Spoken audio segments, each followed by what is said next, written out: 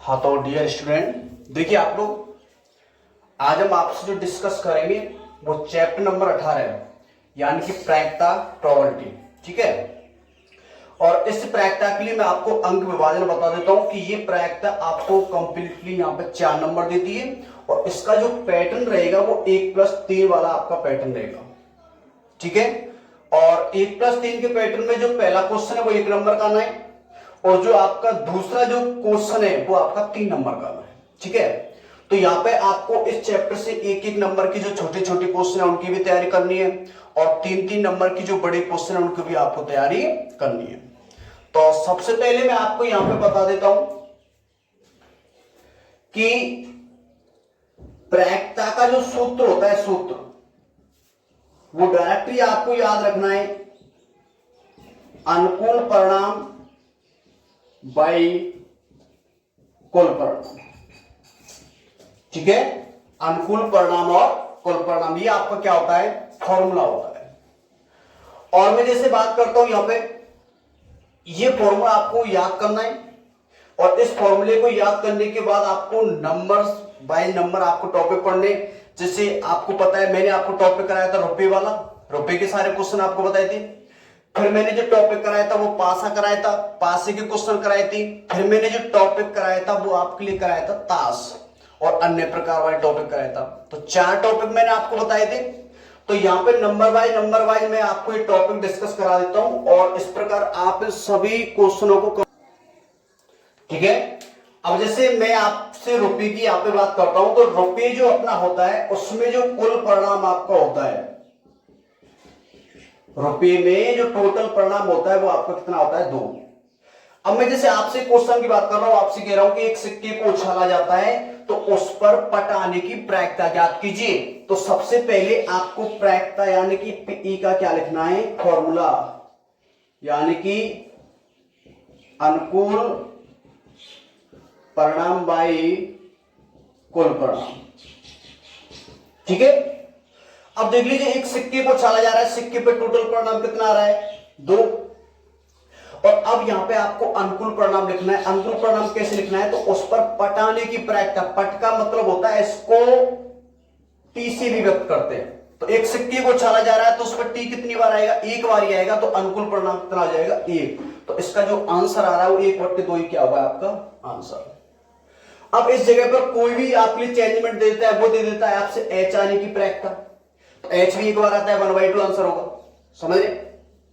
वो और भी कुछ आपके लिए देता है, जैसे मैं आपसे कह रहा हूं यहां पे चित्त आने की प्रायिकता, तो चित्त को एच से व्यक्त करते तो भी आपका 1/2 आंसर होगा।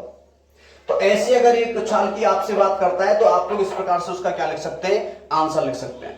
ठीक है। और बाय द वे मान लीजिए आपसे 2 उछालों की बात करता है तो एक आध 2 क्वेश्चन उछाल वाले करा देता हूं मैं आपके लिए।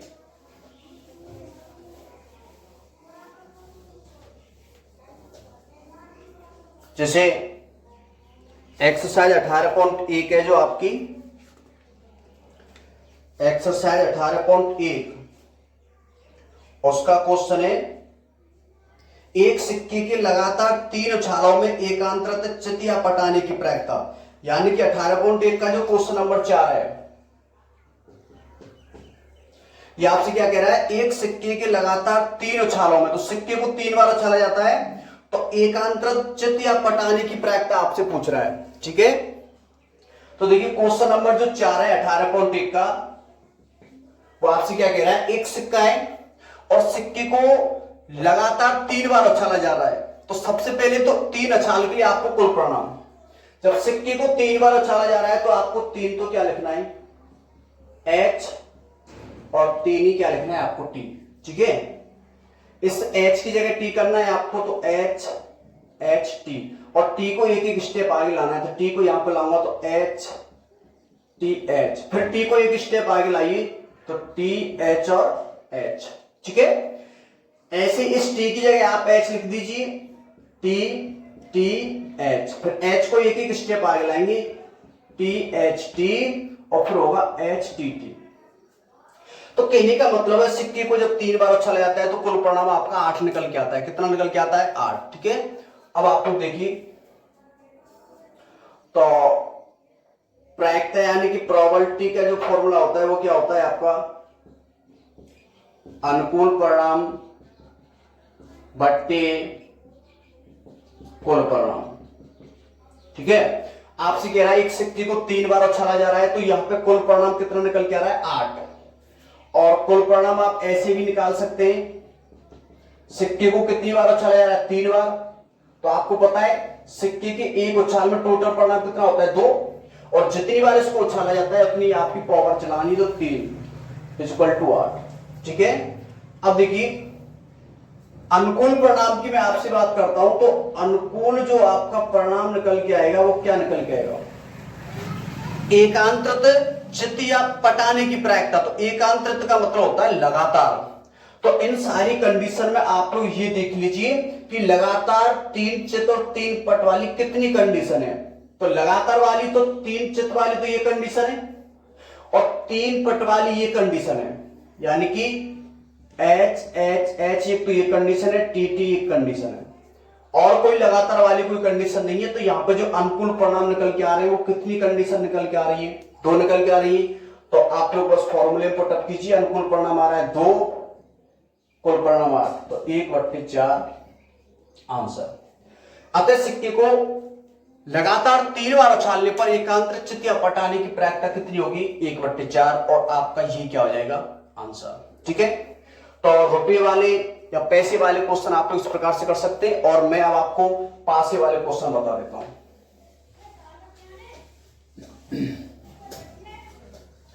आप देखिए, आप लोग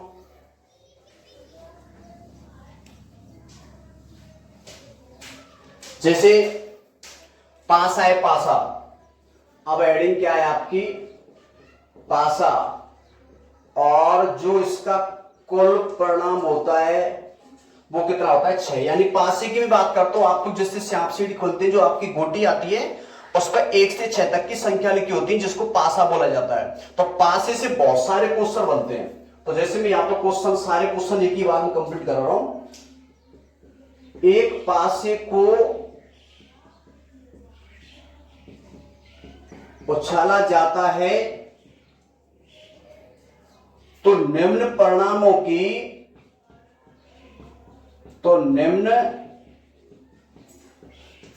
की प्रायिकता यानी कि पीई ज्ञात करो।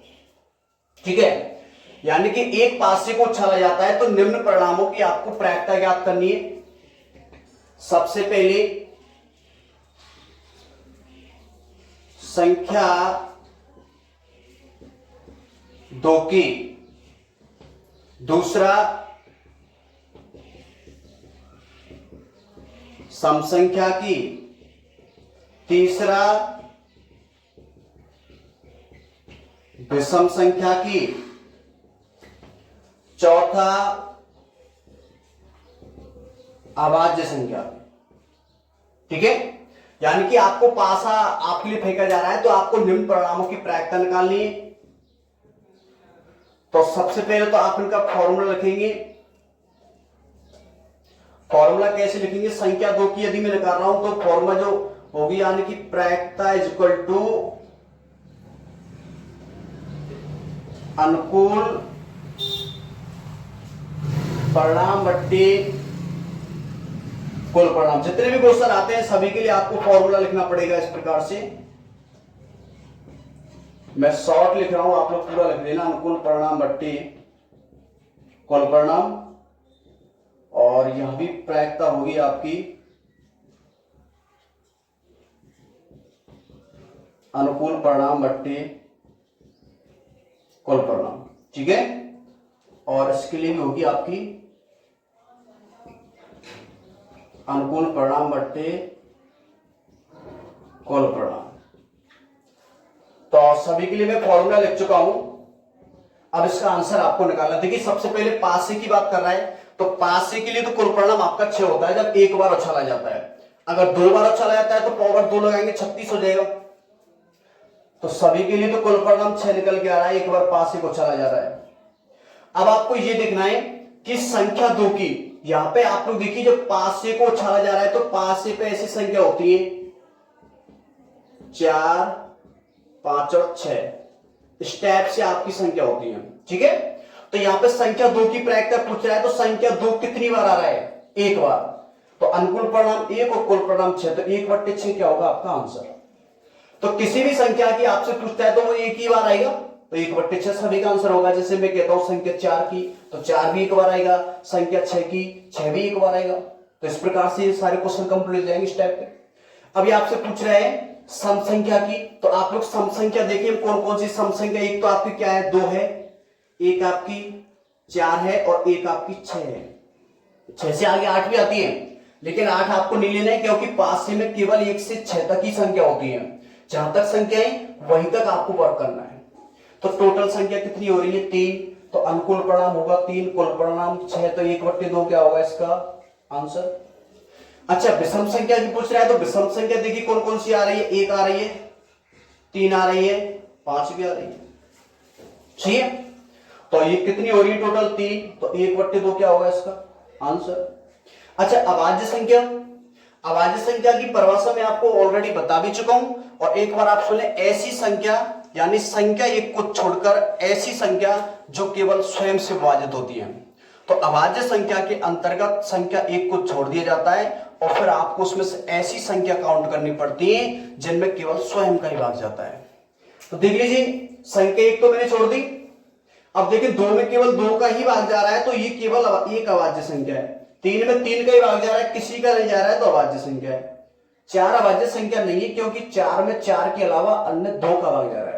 5 अभाज्य संख्या है क्योंकि 5 में 5 का ही जा रहा है, और 6 आपकी अभाज्य संख्या नहीं है। तो ये भी 3 संख्या आ रही है, 3/6 1/2 आंसर। आ रही बात समझ में? अब देखिए, एक प्रश्न आपका ये भी बन जाता है कि यदि पासे को 2 बार उछाला जाता है, पासे को कितनी बार उछाला जाता है? 2 बार उछाला जाता है, तो उसके लिए भी परिणाम मैं आपके लिए यहां पे बना देता हूं। देखिए आप लोग, एक पासे को 2 बार उछाला जाता है तो निम्न की प्रायिकता ज्ञात कीजिए। जैसे इसका क्वेश्चन दिया हुआ है 18 पॉइंट का 8वां क्वेश्चन, 9 है, 13 है। ठीक है, यानी कि एक पासे को 2 बार उछाला जाता है, तो पासे को 2 बार उछालने के लिए पासा और 2 बार उछालूंगा तो 6 की घात 2 इक्वल टू परिणाम कितना आएगा? 36। तो 36 परिणाम पासे पे आपको स्टेप से बनाने, यानी कि ये पासा, ठीक है, एक पासा तो ये होगा, यानी पासा नंबर फर्स्ट, पासा नंबर सेकंड, 1 2 3 4 5 6, क्योंकि पासे पे 6 से संख्या होती है। इस पासे पे 1 2 3 4 5 और 6 स्टेप से आप लोग संख्या लिखेंगे। अब देखिए, इस 1 को सभी के साथ लिखना है, 2 को सभी के साथ लिखना है, 3 को सभी के साथ लिखना है, ऐसे लिखना है। तो 1 को 1 के साथ लिखने का मतलब 1,1, 1 को 2 के लिखने के सापेक्ष 1,2, फिर 3 के सापेक्ष लिखूंगा 1,3, और इनमें थोड़ा सा गैप दे लेता हूं मैं, 1 2 3 4 5 और 6। ठीक है, 1 को इसके सापेक्ष लिखना है 1,4, 1,5, 1,6 स्टेप से लिखा जाएगा।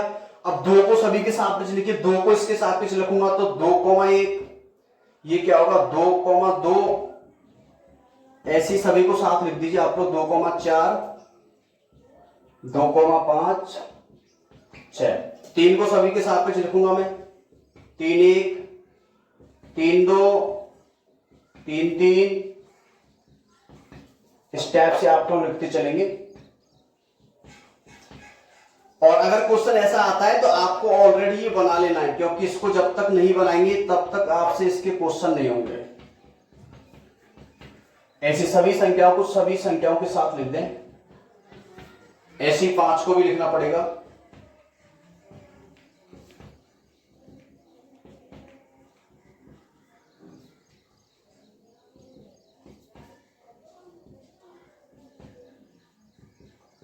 ठीक है, और ऐसे भी 6 को लिखना पड़ेगा।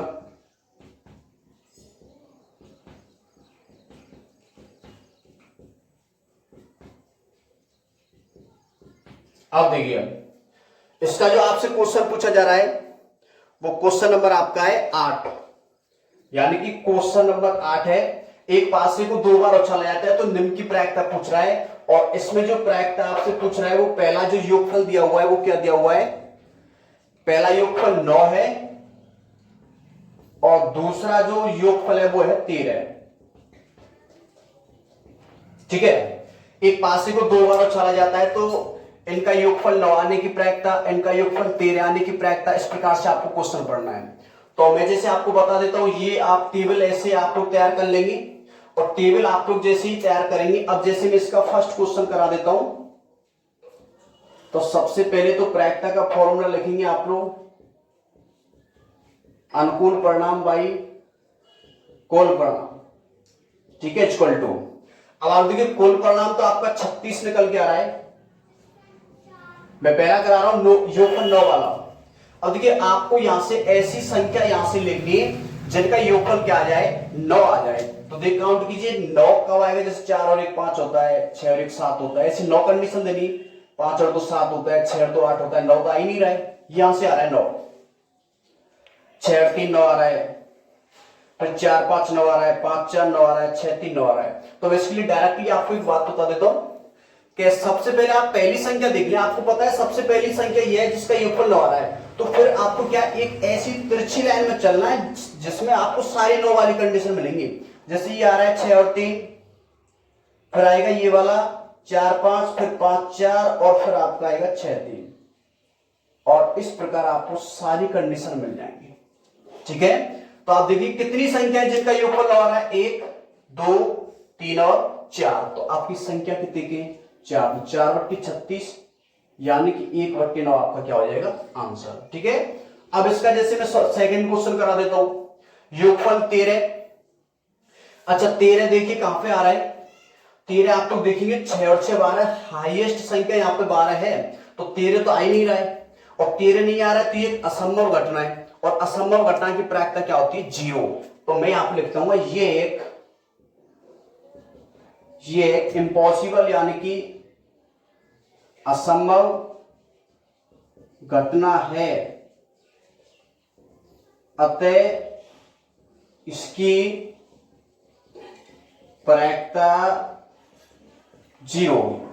ठीक है, और देखिए आपकी क्वेश्चन में तो ये 9 13 दिया हुआ है, पर जैसे आप बाई द वे मान लिया आपके लिए बना के कोई क्वेश्चन दिया जाता है, मैं आपसे पूछ रहा हूं उन संख्याओं को देखिए जिनका योगफल आपका 7 आ रहा है, तो 7 वाली कंडीशन ले सकते हैं। देखो 7 वाली कंडीशन यहां से स्टार्ट हो रही है 1 6 से, 1 6 2 5 3 4 4 3 5 2 6 1, आ रही है कि नहीं आ रही बताइए, काउंट कर ले, 1 2 3 4 5 6, तो टोटल परिणाम तो 36 ही होता है, और अनुकूल कितना होगा 6, 6 से काटिए 1/6 आ जाएगा।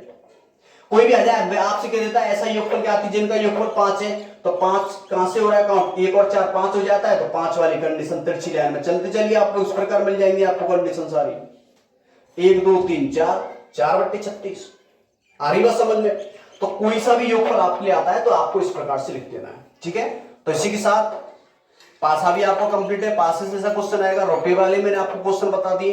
अब हम जो बात करेंगे आपसे ताशों के बारे में बात करेंगे। अब देखिए आप लोग,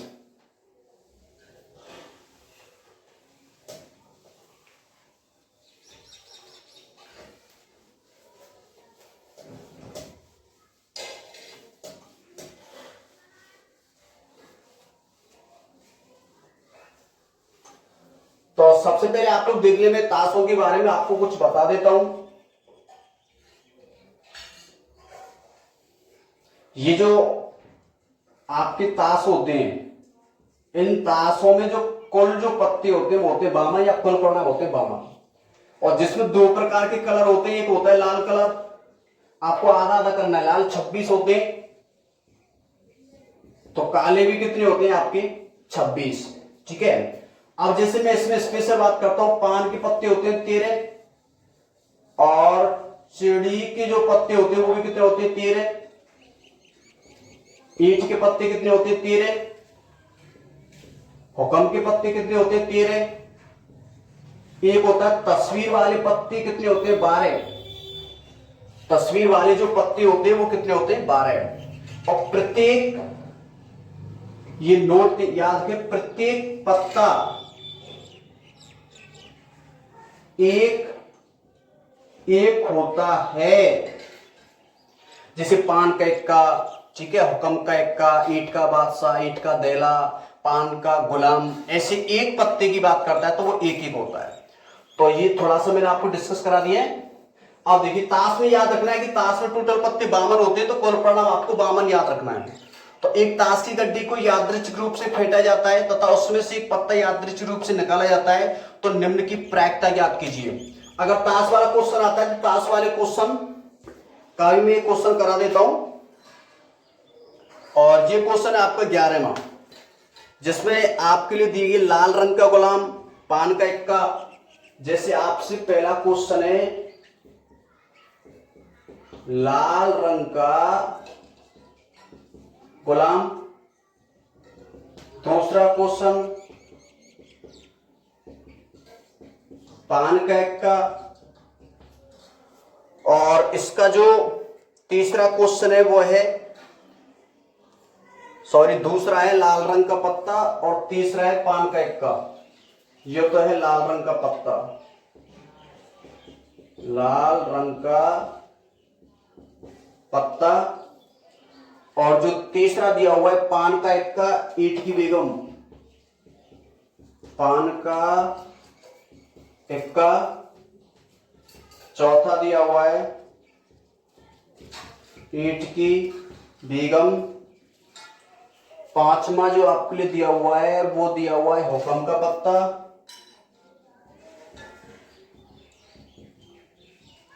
और एक मैं आपके लिए बता देता हूं तस्वीर वाले, अगर आ जाता है तो, ठीक है।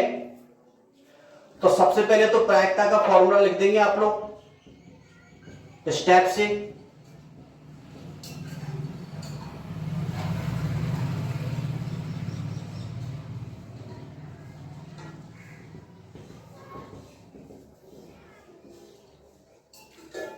अनुकूल परिणाम बट्टे कुल परिणाम, यानी कि अगर 3 नंबर का क्वेश्चन आएगा तो आपके लिए 3 क्वेश्चन ऐसे दिए जाएंगे एक एक नंबर के, तो आपको तीनों के लिए फॉर्मूला लिखना है ऐसे। अनुकूल परिणाम बाई कुल परिणाम। मैं यहां पर शॉर्ट लिख रहा हूं, आप पूरा लिख देना, कॉपी में लिख के आए जब।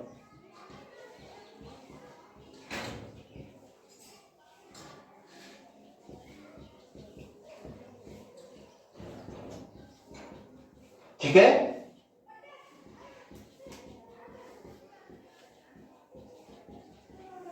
और ये भी आपका अनुकूल परिणाम बाई कुल परिणाम। देखिए आप लोग,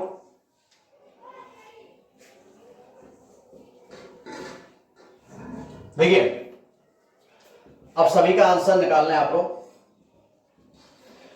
ये सबसे पहले तो आपको पता है ताश का जो कुल परिणाम होता है वो होता है 52, तो सभी के लिए 52 लिख देंगे कुल परिणाम आप लोग स्टेप से। ये भी 52 होगा, ये भी 52 होगा, ठीक है। अब हमें मेन रूप से अनुकूल परिणाम देखना है कि कितने ताश के, जैसे पूछ रहा है लाल रंग का गुलाम, ठीक है। अब आपको पता है जो गुलाम होता है, गुलाम या इक्का, यानी कि जो प्रत्येक जो पत्ता होता है, जैसे यहां पे मैंने ये आपको नोट लिखा है प्रत्येक पत्ता एक एक होता है। अब एक एक वो तब होता है जब कंडीशन स्पेशल, जैसे पान का, ईंट का, या फिर ऐसा करें आप लोग, ऐसा लिख लें यहां पे कि जैसे आपका कोई गुलाम है, यानी कि मैं ऐसे लिख रहा हूं इक्का, दुक्की, तिक्की, चौकी, धेला, गुलाम, बादशाह। जो आपके ये टोटल जो होते हैं ना वो 4-4 पत्ते होते हैं। कितने पत्ते होते हैं ये? 4-4। तो आपके जो गुलाम होते हैं वो गुलाम कितने होते हैं? 4। बादशाह कितने होते हैं? 4। इक्का कितने होते हैं? 4। पर इसमें यदि कलर की बात करा देगी लाल रंग का गुलाम, तो कलर के लिए आप याद रखें कि जितने टोटल होते हैं उनका आधा आधा होता है लाल और काले का। जब टोटल 4 होते हैं तो लाल कितने होंगे? 2। तो यहां पे अनुकूल परिणाम कितना आएगा? 2। इसको काटेंगे 2 से तो 1/, कितना आएगा 26, ये आंसर हो जाएगा। अब ये पूछ रहा है लाल रंग का पत्ता, और टोटल पत्ता कितने होते हैं 52, और 52 में कौन सा कलर पूछ रहा है लाल, तो 52 का आधा कितना होता है 26, जो मैं आपको लिखा चुका हूं, तो ये 26 होगा, 26 से काटेंगे तो 1/2 आंसर आएगा। यहां पे काला भी कह सकता है, काला भी पूछ रहा है तो वही 26 आ जाएगा। पान का इक्का, अच्छा मेरे लिए आप लोग ये बताएं जो इक्का आपके होते हैं वो कितने होते हैं 4, पर स्पेशल कंडीशन दी हुई है पान का इक्का, तो पान का इक्का आपका कितना होता है 1 ही होता है। ईंट का कितना होता है 1 चिड़ी का 1 हुक्म का 1, तो यहां पर कितना आएगा 1/52, ये आंसर हो जाएगा। अच्छा ईंट की बेगम, अगर ये यहां पे ईंट नहीं लगाता बेगम कहता आपसे, तो बेगम आपकी 4 होती तो 4/52 आता, लेकिन यहां पे कंडीशन में कह रहा है ईंट की बेगम, तो ईंट की बेगम केवल कितनी होती है 1, तो ये भी कितना आएगा 1/52, ये आंसर हो जाएगा। हुक्म का पत्ता, अच्छा हुक्म के पत्ते कितने होते हैं, देखिए यहां पे लिखा है मैंने चिड़ी ईंट हुक्म और पान वाले 13 होते, तो हुक्म का पत्ता कितना होता है 13/52 होगा, 13 से काटेंगे 13 चौका 52, 1/4 आंसर। अच्छा अब आप लोग देखिए तस्वीर वाले पत्ते, तो तस्वीर वाले भी मैं आपको लिखा चुका हूं, तस्वीर वाले कितने होते हैं 12, तो आपका जो होगा 12/52 हो जाएगा। ठीक है, इसको 2 से डिवाइड करूंगा तो 6/26, और 2 से काटूंगा तो 3/13 आंसर। आ रही बात समझ में? तो इस प्रकार से अगर आपके लिए वायदा भी मान लीजिए ताश वाला कोई क्वेश्चन आता है, तो ताश वाला ऐसा ही क्वेश्चन आएगा और आपको इसी टाइप से वो क्वेश्चन करके आना है। ठीक है, अब इसके और महत्वपूर्ण क्वेश्चन आप लोग देखिए वो, अच्छा अब आप लोग देखिए जैसे अन्य प्रकार के क्वेश्चन में आपको कुछ क्वेश्चन करा देता हूं, जैसे गेंद वाला क्वेश्चन आ जाता है, एक थैले में 5 लाल और 3 सफेद गेंद है, तो इस थैले में से एक गेंद यादृच्छा निकाली जाती है। यादृच्छा जो शब्द होता है, इस यादृच्छा शब्द का मतलब होता है बिना देखे, क्या मतलब होता है बिना देखे, यानी गेंद निकाल रहे हैं तो वो बिना देखे निकाली जा रही है। इसकी क्या प्रायिकता है कि जो गेंद है सफेद हो। ठीक है, तो सबसे पहले मैं आपको यहां पे बता देता हूं कि यहां पे आपके लिए जो दिया हुआ है जो गेंद है आपकी, क्वेश्चनों को यहां पे लिख लेता हूं, सफेद हो सफेद नहीं हो। ठीक है, अब आप लोग देखिए तो इसका मैं सॉल्यूशन करूं, जैसे आपके लिए जो लाल गेंद है वो कितनी है 5, और जो सफेद आपकी जो टोटल गेंद है वो कितनी है 3, तो आपको सबसे पहले तो यहां पे कुल गेंद निकाल के आनी, क्योंकि कुल गेंद कुल परिणाम का काम करेंगे, तो कुल गेंद आपकी कितनी आ रही है 8। ठीक है, अब आप लोग पहला कर लें, जैसे सफेद की यदि आपको प्रायिकता निकालनी है तो प्रायिकता इक्वल टू अनुकूल परिणाम बाई कुल परिणाम। कुल परिणाम तो कितना आ रहा है 8, क्योंकि टोटल 8 गेंद है आपकी। अब अनुकूल परिणाम देखिए, सफेद गेंद की प्रायिकता पूछ रहा है, तो सफेद आपकी कितनी गेंद है 3, तो इसका 3/8 आंसर हो जाएगा। पहला ये, दूसरा सफेद नहीं हो, तो गेंद अगर सफेद नहीं है, गेंद सफेद, अगर मान लीजिए आप लोग थैले से कोई गेंद निकाल रहे हैं और थैले से आप लोग गेंद निकाल रहे हैं और थैले में 2 प्रकार की गेंद है, एक तो लाल गेंद है दूसरी सफेद गेंद है, समझ में आता है। अगर थैले में से गेंद सफेद नहीं निकल के आ रही है तो गेंद कौन सी निकलेगी लाल, सफेद नहीं हो तो कौन सी होगी वो लाल होगी, कौन सी होगी लाल। तो फिर आपको कौन सी गेंद की प्रायिकता निकालनी है, आपको जो प्रायिकता निकालनी है वो आपको लाल गेंद की प्रायिकता निकालनी है। तो प्रायिकता इज इक्वल टू अनुकूल परिणाम बाई कुल परिणाम। कुल परिणाम 8। अब लाल गेंद निकालिए, लाल कितनी है 5, 5/8। ठीक है, ये आपका आंसर हो जाएगा। और देखिए मैं आपको कुछ क्वेश्चन और बताता हूं यहां पे। अब मैं जो आपको विशेष फोकस करा रहा हूं, ज्यादातर आप लोग देखते हैं कि जो 1 नंबर का जो क्वेश्चन पूछा जा रहा है, 1 नंबर का क्वेश्चन थोड़ा आपसे बना के पूछा जाता है। तो सबसे पहले आपको सूत्र ज्ञात करना है कि यानी कि प्रायिकता है प्लस प्रायिकता नहीं है इक्वल टू 1। तो प्रायिकता नहीं है, इसका फॉर्मूला होता है 1 माइनस प्रायिकता है। मान लीजिए आपके लिए कोई भी संख्या दी जाती है कि एक की प्रायिकता ये है तो दूसरी की प्रायिकता ज्ञात कीजिए, तो आपको डायरेक्टली याद करना है, उस संख्या को आपको एक में से घटा के आना है। ठीक है, आप लोग बहुत सारे क्वेश्चन देखे, शतरंज का मैच खेलने वाला, राम और श्याम का मैच खेलने वाला, एक जीतता है तो दूसरे की हारने की प्रायिकता, ऐसे देखते ना। अगर ऐसा क्वेश्चन आएगा तो वो 10वीं नंबर पाएगा, जो शुरू के 1 से 10 तक क्वेश्चन आते हैं। तो आपको उनके लिए केवल यही काम करना है कि आपको उनको केवल एक में से घटा के आना है। जैसे इसका ये भी क्वेश्चन दिया हुआ है, 6वां क्वेश्चन है कि जैसे क्वेश्चन नंबर 6 में आपको बता दूं, क्वेश्चन नंबर जो आपके लिए 6 दिया हुआ है, वो क्वेश्चन नंबर 6 क्या दिया हुआ है आपके लिए कि प्रायिकता इक्वल टू 0.65 है, तो ए नहीं की प्रायिकता, आपसे क्या पूछ रहा है, ए नहीं की प्रायिकता। तो प्रायिकता ए नहीं की प्रायिकता यानी कि प्रायिकता ऑफ ए नहीं इक्वल टू 1 माइनस प्रायिकता ऑफ ए, तो इक्वल टू 1 माइनस प्रायिकता ऑफ ए कितना आ रहा है 0.65, यानी कि ये संख्या आपको 1 से घटा के आनी, तो इसका रिजल्ट आएगा 0.35 ही का होगा आपका आंसर। ठीक है, और जैसे मैं आपको कुछ क्वेश्चन और बता देता हूं,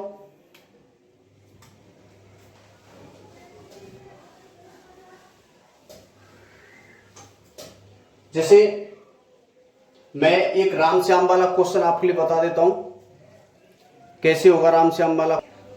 मैं आपसे जैसे कह रहा हूं, 2 खिलाड़ी राम और श्याम शतरंज का एक मैच खेलते, ये क्या आता है कि राम द्वारा मैच के जीतने की प्रायिकता 4/5 है, तो श्याम के जीतने की क्या प्रायिकता है। अगर ऐसा कोई क्वेश्चन आता है उसके जीतने की प्रायिकता ये है, तो उसके हारने की प्रायिकता ज्ञात करो या जीतने की ज्ञात करो, तो डायरेक्टली आपको उसको एक में से घटा के आना है। अतः इसका मैं जैसे सॉल्यूशन करता हूं, तो श्याम के जीतने की प्रायिकता, और यहां पे आपके लिए दी हुई है राम के जीतने की प्रायिकता। ठीक है, क्योंकि प्रायिकता का योगफल एक होता है, तो यहां पे मैं कह सकता हूं श्याम के जीतने की प्रायिकता इक्वल टू 1 माइनस राम के जीतने की प्रायिकता। तो 1 में राम की जीतने की प्रायिकता कितनी है 4/5। ठीक है, इसको सॉल्व करेंगे, 5 माइनस 4/5 तो कितना आ रहा है 1/5। ये आपका क्या हो जाएगा आंसर। अगर इस जगह पर ये भी कहता है कि श्याम के हारने की प्रायिकता, तो अभी इसका रिजल्ट ये आने वाला है। कुछ भी आपसे कह रहा है, अगर एक संख्या आपके लिए इस प्रकार दी हुई है, तो आपको उसको एक में से क्या करके आना है, घटा के आना है। ठीक है, इस चीज का आप लोग विशेष ध्यान रखेंगे। अब आप लोग देखिए, अगर आपके लिए इस टाइप का कोई क्वेश्चन आ जाता है, जैसे क्वेश्चन दिया हुआ एक अली वर्ष में केवल 52 रविवार आने की प्रायिकता। ठीक है, तो सबसे मैं आपको बता दूं लीप और अलीप वर्ष में क्या करना है। तो एक पॉइंट आप लोग नोट का पॉइंट याद कर लें कि जैसे मैं आपसे कह रहा हूं यहां पे बड़ा, तो बड़े के लिए तो आपको यूज करना है छोटा, और मैं आपसे कह रहा हूं यहां पे छोटा, तो छोटे के लिए आपको यूज क्या करना है बड़ा। ठीक है, ये आपको याद करने का मैं थोड़ा सा एक माध्यम बता रहा हूं, तो आपको इस प्रकार से याद कर सकते हैं, क्योंकि स्टूडेंट भूल जाता है कि लीप में कितना दिन होता है, अलीप में कितना होता है।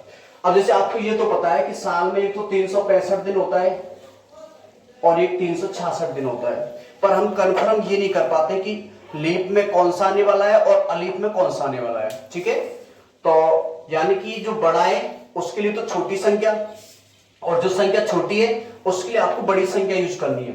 अब मैं जैसे यहां पर देख रहा हूं लीप है, लीप और एक शब्द है अलीप, तो लीप और अलीप में छोटा बड़ा कौन है, तो ये तो छोटा है, और जब ये लीप आपका छोटा है तो इसके लिए कौन सी संख्या बड़ी करेंगे, यूज करेंगे बड़ी, क्योंकि ये है छोटा है, तो इसके लिए संख्या बड़ी, और बड़ी संख्या कौन सी है 366। अच्छा, अलीप छोटा है या बड़ा, अलीप है बड़ा, और बड़े के लिए छोटी संख्या तो कितना आएगा 365। तो मैं आपको बता दूं जो अलीप वर्ष होता है उसमें जो साल होती है अली बर्स वाली उसमें 365 दिन होता है। तो इस टाइप से आप इसको याद कर लेना, ठीक है। अब देखिए मैं आपको इसका फॉर्मेट लगाता हूं। अली बर्स में 365 दिन होता है और 365 दिन मतलब जो साल में 365 दिन होते हैं, एक साल में टोटल सप्ताह कितने होते हैं? 52। यानी कि जो आपकी एक साल होती है उस साल में आपके 52 सप्ताह होते हैं और जो सप्ताह होता है सप्ताह उसमें आपके 7 दिन होते हैं, ठीक है। और अगर मैं बात करता हूं डीएच की तो 52 इंटू 7 इक्वल टू कितना होता है? 364 दिन। तो 52 सप्ताह में 364 दिन कंप्लीट हो जाता है। तो यहां पे 365 दिन में से अगर मैं 52 सप्ताह ले लेता हूं तो 364 दिन कंप्लीट। और 365 दिन ही जब मैं 364 दिन यहां पे कंप्लीट कर रहा हूं तो एक दिन क्या बचता है? शेष बचता है।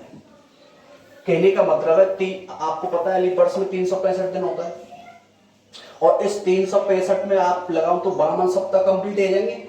52 सप्ताह कंप्लीट होने के बावजूद भी आपका एक दिन क्या बचता है? शेष बचता है। तो उस एक दिन से ही आपको यहां पे इसका आंसर निकालना है। अब जो इसका एक दिन शेष बच रहा है हमें क्या पता कि वो सोमवार है, मंगल है, गुरु है, शुक्र है, कौन सा वार है। तो देखिए वो किस प्रकार से देखना है, वो आपको देखना है कि आपको शुरुआत यहां से करनी है। जो आपके लिए यहां पे जो वार दिया जाएगा, आपके लिए दिया हुआ रविवार। तो एक दिन में तो 7 सप्ताह के बार हो सकते हैं, लेकिन स्टार्ट आपको रविवार से हो सकता है कि वो जो पहला दिन है वो रविवार हो या फिर वो सोमवार हो,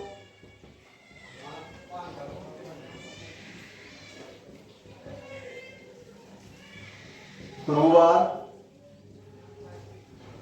शुक्रवार और शनिवार, ठीक है। आपके लिए कोई सा यहां पे वार हो सकता है। अच्छा अब आप लोग देखेंगे जैसे ये 52 सप्ताह कंप्लीट किए, 52 सप्ताह टोटल सप्ताह आपने यूज किए, वो कितने यूज किए? 52 सप्ताह। और एक सप्ताह की मैं जैसे बात करता हूं, आप लोग जो सप्ताह तो जानते हैं, हफ्ते जिसको सप्ताह बोला जाता है, ठीक है। तो एक सप्ताह में कोई भी जो बार है वो कितनी बार आता है? एक बार आता है। जैसे रविवार है तो सप्ताह में रविवार कितनी बार आता है? एक बार, सही है। सोमवार सप्ताह में कितनी बार आता है? एक बार। मैं तुमसे देखो एक सप्ताह में कोई बार एक बार आ रहा हो तो 52 सप्ताह में कितनी बार आएगा? वो 52 बार आएगा। तो यहां पे 52 सप्ताह है साल में, तो रविवार उसमें कितनी बार आएगा? 52 बार। ये भी कितनी होगा? 52। ऐसे ये टोटल 52 बार आ जाएंगे आपके स्टेप्स। आ रही बात समझ में? अच्छा अब आपको देख लिया 52 बार आपने कंप्लीट कर दिया। तो अभी तो केवल 364 दिन का काम हुआ है कि यहाँ पे 52 सप्ताह का, लेकिन एक दिन शेष बच रहा है। आप रविवार से चल रहे 52 शनिवार पे कितने दिन आएंगे? 364 दिन।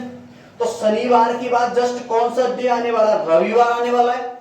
तो एक दिन एक रविवार और बढ़ जाएगा तो कितने कहे जाएंगे? 53। तो कहने का मतलब है इस अली बर्स में रविवार से प्रारंभ करने पर यहां की जो आपके रविवार आएंगे वो कितने का आ रहे? 53। और बाकी बार कितने का आएंगे? 52। और इनको काउंट करेंगे तो आपका 365 दिन ही बैठेगा, ठीक है। अब आपसे पूछ रहा है केवल 52 रविवार आने की प्रायिकता। तो केवल 52 की प्रायिकता पूछ रहा है। तो यहां रविवार से आपको मतलब नहीं, केवल 52 शब्द आपको, इस 52 की आपको क्या निकालनी प्रायिकता कि इसमें देख लीजिए आपको इस साधना पे काम करना है। अतः 52 रविवार की प्रायिकता। तो प्रायिकता इक्वल टू अनुकूल परिणाम बाई कुल परिणाम। कुल परिणाम में 7 दिन के लिए आपको काम करना है, सप्ताह के लिए तो कुल परिणाम यहाँ पर 7 है। और आप लोग देख रहे 52 कितनी बार आ रहा है? 1 बार, 2 बार, 3 बार, 4 बार, 5 बार और 6 बार। तो 6/7 क्या होगा इसका आंसर? बहुत से स्टूडेंट 52 लिख देते हैं, यहाँ पे ऐसा नहीं करना है। केवल देखिए रविवार का काम तो यह है कि रविवार से ये सप्ताह प्रारंभ करने, और इस 52 का काम यह है कि आपको यहाँ पे कितना देखना है? 52 देखना है। अरे बस समझ में? अगर यहाँ पे आपसे कहता 53 रविवार आने की प्रायिकता, तो फिर आपको 53 देखना पड़ता। 53 कितनी बार आ रहा है? एक तो 1/7 हो जाता। ऐसे इसका वो एग्जाम्पल दिया हुआ है लीप वर्ष वाला, वो भी आपको कंप्लीट कर लेना। तो इसी के साथ ये आपकी प्रोबेबिलिटी यानी कि प्रायिकता आपकी कंप्लीट है। बहुत सारे महत्वपूर्ण क्वेश्चन कराए, सारे टॉपिक मैंने आपको कंप्लीट कराए, ठीक है। अब आपका वर्क ये बनता है कि आप लोग अपनी फेयर रफ मैथ की बॉक्स निकालें और वहां से सारे क्वेश्चन इसके कंप्लीट करें, और नेक्स्ट वीडियो में हम अगला चैप्टर लेंगे।